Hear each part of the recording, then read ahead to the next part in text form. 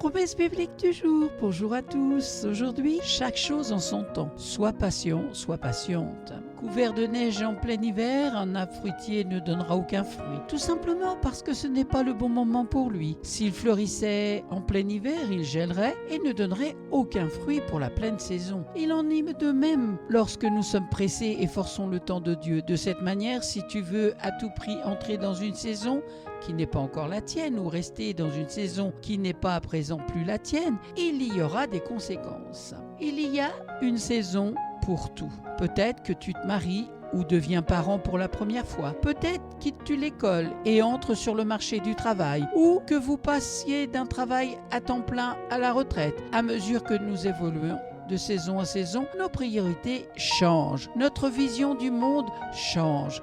Notre utilisation du temps change. Bien souvent, lorsque nous changeons de saison, nous avons besoin de mettre de côté ce que nous avons fait dans le passé et canaliser notre énergie vers autre chose. Selon Ecclésiaste chapitre 3 versets 1 à 8, la sagesse reconnaît que toute chose a sa propre saison. Que ce soit dans les activités humaines comme dans le domaine de la nature, il y a un temps pour tout. Et Dieu fait chaque chose belle en son temps. Ecclésiaste chapitre 3 verset 1. Il y a un temps pour tout, un temps pour toute chose sous les cieux. Un temps de préparation. Lorsque la vie change nos circonstances et nos obligations, nous devons discerner de manière responsable et sûre quel genre d'engagement nous devons prendre en cherchant dans tout ce que nous faisons à tout faire pour la gloire de Dieu. 1 Corinthiens chapitre 10 verset 31. Avant d'entrer dans une nouvelle saison, tu auras toujours un temps de préparation de mise à part, un temps de réflexion. Même s'il est plus facile de le dire que de le faire, reste focus sur ce temps et ne jette pas de regard inquiet. Ne crains rien car je suis avec toi.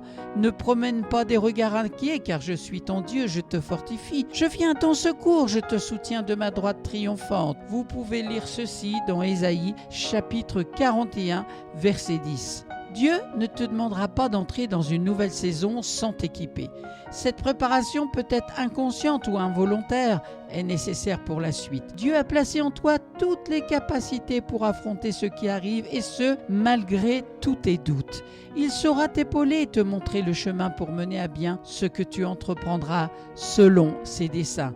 Mais ne sous-estime pas ces temps de préparation en étant impatient ou impatiente de rentrer dans une nouvelle saison. Tu verras et tu comprendras par toi-même par la suite combien il était important. Merci Seigneur parce que tu fais toutes choses belles en ton temps. Merci Saint-Esprit parce que tu agis dans les cœurs de chaque personne qui a écouté aujourd'hui ta parole et qu'elle ne revienne pas à toi sans avoir fait son effet.